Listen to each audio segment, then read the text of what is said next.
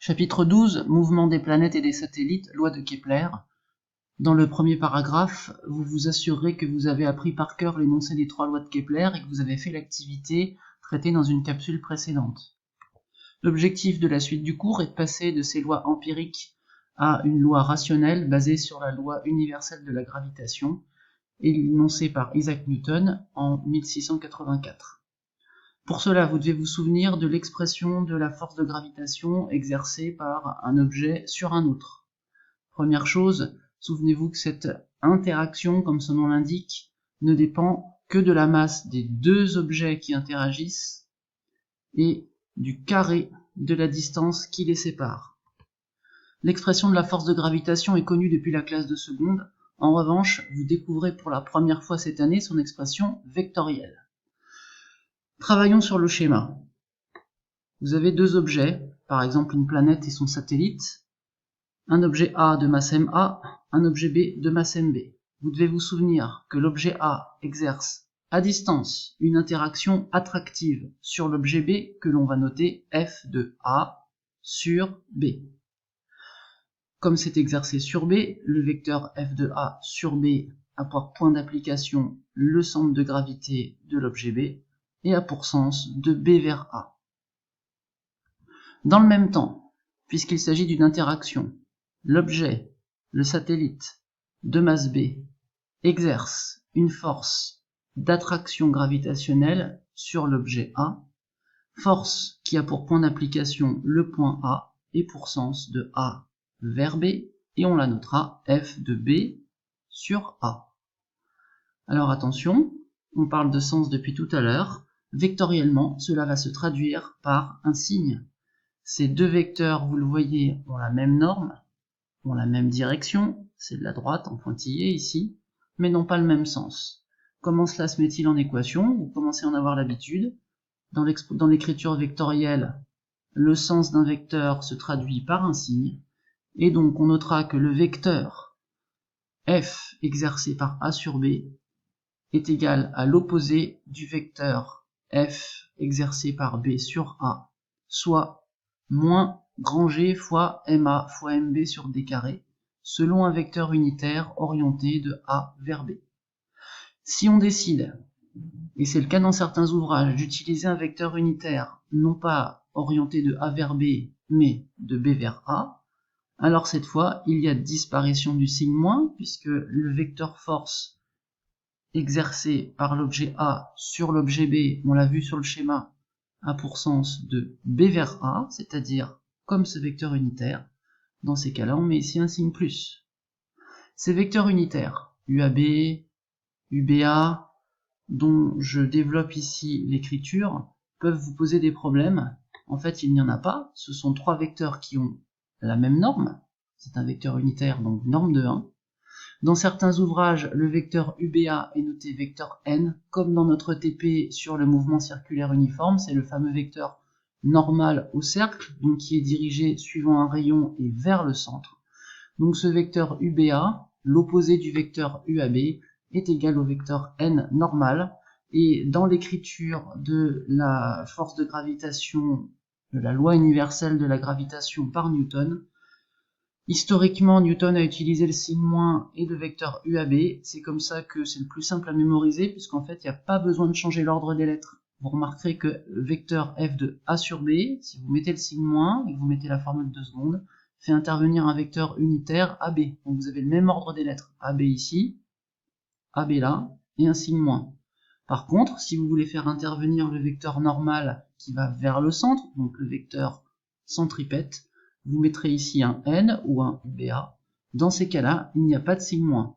Chacun mémorisera la loi comme il le souhaite. Ces 2 écritures sont valables. Il faut simplement être très rigoureux et ne pas oublier d'écrire un vecteur unitaire. La suite de la démarche est très classique, puisqu'on va utiliser l'énoncé de la 2e loi de Newton de la mécanique. Donc, on suit toujours le même cheminement.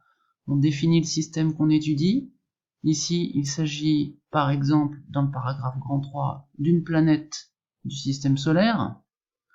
On notera la masse de ce système petit m. On travaille comme la planète tourne autour du Soleil, dans un référentiel basé sur le centre du Soleil, donc ici c'est le référentiel héliocentrique supposé galiléen. Et le bilan des forces, on considère que notre système, donc une des planètes de masse m, n'est soumise qu'à la force de gravitation exercée par le Soleil, et la masse du Soleil, on va la noter m majuscule s. Dans ces cas-là, si on adapte les notations du paragraphe précédent, la force exercée par le Soleil sur la planète s'écrira moins grand G petit m fois ms sur d carré, selon un vecteur unitaire dirigé du Soleil vers la planète, puisque j'ai laissé le signe moins comme le fait Newton dans son énoncé historique. On a bien une force attractive, la force exercée par le Soleil sur la planète a pour sens un sens opposé au vecteur USP, c'est-à-dire est dirigé de P vers S. Alors on va faire l'hypothèse, nous l'avons vu dans l'activité, que l'ellipse est en fait quasiment un cercle. Pour cette hypothèse est valable pour quelques planètes comme Vénus, la Terre ou Mars. Pour les planètes plus éloignées, c'est un petit peu plus limite comme hypothèse, mais on ne peut pas résoudre les équations de la mécanique de Newton en terminale S en travaillant sur des ellipses. Donc on travaillera dans les sujets de baccalauréat, vous ne rencontrerez que des cas où on fait l'hypothèse que la trajectoire du système est circulaire. J'appellerai D le rayon. On sait alors, d'après la deuxième loi de Newton, que la dérivée de la quantité de mouvement de la planète est égale à la somme des forces exercées sur celle-ci. Ainsi, comme la masse de la planète est constante, on peut dire que MA est égal à moins grand G petit mms sur d carré selon USP. On simplifie alors par la masse du système. On retrouve là une des grandes caractéristiques des mouvements faisant intervenir le champ de gravitation. Le vecteur accélération d'un système dans un champ de pesanteur ou dans un champ de gravitation est toujours indépendant de la masse du système. Donc le vecteur A, ça va être moins grand G fois la masse du Soleil, divisé par le carré de la distance qui sépare le centre de la planète du Soleil, selon le vecteur, ici USP. Si on veut faire apparaître le signe plus, comme dans certains ouvrages, on remplacera le vecteur USP par un vecteur UPS, appelé encore vecteur normal. Donc A, c'est aussi grand GMS sur d carré selon n. La norme du vecteur accélération d'une planète, j'insiste, en mouvement circulaire, est donc grand G fois ms sur d carré, où grand G est la constante universelle de la gravitation, c'est une donnée qui est toujours fournie, ça vaut 6,67 fois 10 puissance moins 11 dans les unités du système international. ms, c'est la masse du Soleil, et petit d, ici élevé au carré, c'est le rayon de la trajectoire, c'est le rayon du cercle parcouru par la planète.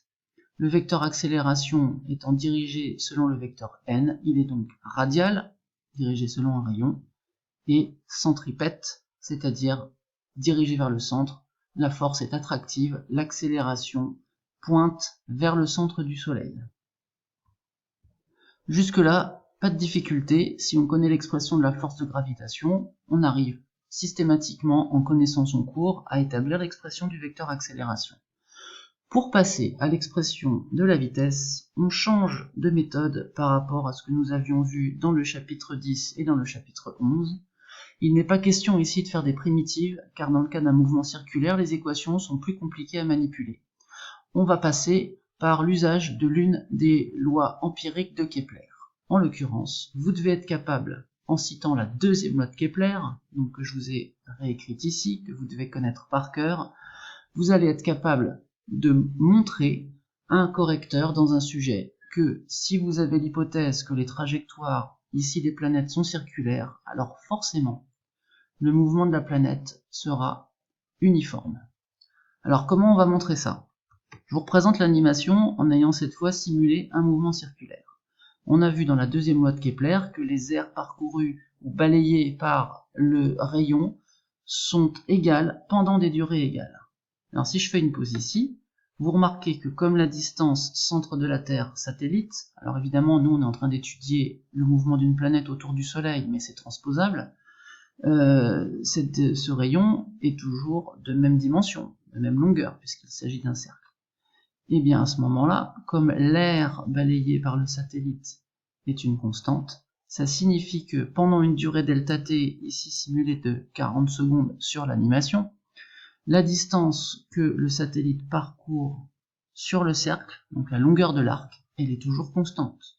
Je vous le montre en dynamique. Le satellite, en 40 secondes, il se déplace toujours de la même distance.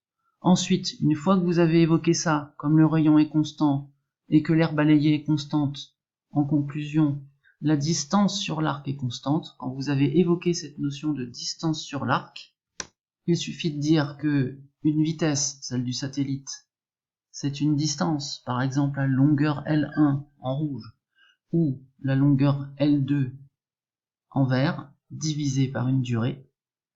Comme la distance et la durée sont les mêmes, V étant égal à L sur Δt, ça signifie que la vitesse se conserve et vous pourrez affirmer que le mouvement du satellite est uniforme. Vous remarquerez la logique, il faut que vous ayez l'hypothèse que la trajectoire est circulaire, vous citez la deuxième loi de Kepler, vous expliquez que des aires balayées constantes impliquent des longueurs parcourues constantes, le tout pendant une même durée, ça implique une vitesse uniforme, c'est-à-dire une dérivée de la vitesse, dv sur dt, qui va valoir 0. Dernier point délicat, comment trouver l'expression mathématique de cette vitesse? Alors tout d'abord, on ne cherche pas son expression vectorielle, on cherchera juste sa norme. Il faut pour cela absolument que vous cherchiez dans vos cours et que vous retrouviez l'ETP associé au chapitre 10 que nous avions fait à l'aide de la table à coussin d'air et à l'aide de la vidéo où vous aviez pointé le mouvement d'une balle qui tournait autour d'un point fixe. Après des constructions un petit peu compliquées avec règles et équerres, vous aviez construit et vous aviez trouvé que le vecteur accélération d'un système qui est en mouvement circulaire uniforme, c'est donc le cas ici, on l'a montré, d'une planète, a pour accélération radiale et centripète une valeur v carré sur d. A égale v2 sur d, c'est un résultat qu'il faut connaître, dont il faut se souvenir, et dont je vous avais dit pendant la séance de TP, c'était fin janvier, que nous en aurions besoin au moment où on étudierait le mouvement des planètes autour du Soleil. Donc si vous partez du principe que l'accélération d'un système en mouvement circulaire uniforme, ici une planète, c'est v carré sur d, donc ça il faut que vous l'apportiez vous-même cette connaissance, et bien vous égalisez le v carré sur d à l'expression de l'accélération que nous avons trouvée page d'avant, c'est-à-dire gms sur d carré, et en multipliant par d et en prenant la racine, vous trouvez facilement que la vitesse d'une planète autour du Soleil, c'est la racine carrée de la constante universelle de la gravitation, fois la masse de la planète divisée par le rayon de la trajectoire. On en terminera avec le paragraphe grand 5 qui vous permet d'établir de façon rationnelle l'expression de la troisième loi de Kepler, qui, je vous le rappelle, en 1619 est énoncée de façon empirique par Kepler. Alors, dans cette troisième loi de Kepler interviennent la période, plus particulièrement ici le carré de la période, et le rayon de la trajectoire, c'est-à-dire le paramètre d. Comment trouver l'expression de la période d'une planète autour du Soleil? Eh bien, c'est tout simple, c'est de la géométrie de collège. Le temps qu'il faut pour qu'une planète fasse un tour complet autour du Soleil, c'est la distance que parcourt cette planète, donc le périmètre du cercle, 2 fois pi fois d, divisé par la vitesse de l'objet. Quand on divise 2 fois pi fois d par l'expression de la vitesse, en mettant en forme, on fait apparaître d fois racine de d. Or, petite astuce mathématique, on pourrait rester sur cette expression qui est valable. D, c'est la même chose que la racine carrée de d au carré. Et d au carré fois d, ça fait d au cube. Donc l'expression à savoir établir de la période d'un satellite, c'est 2pi racine de d au cube sur g fois ms. La constante de Kepler, grand K, découverte dans l'activité précédente de façon empirique, apparaît alors tout naturellement si vous élevez au carré l'expression de t. Vous obtenez 2 fois 2, 4, pi fois pi, pi au carré, fois l'expression de la fraction ici sous le radical, d au cube sur gms. En divisant t carré par d au cube, il nous reste 4 pi carré sur gms, cette constante de Kepler, qui est la même pour toutes les planètes autour du Soleil, et qui nous a permis de réaliser virtuellement, indirectement, une pesée du Soleil dans l'activité précédente. Toutes ces démonstrations sont exigibles, elles sont classiques et on les retrouve dans de nombreux sujets du baccalauréat.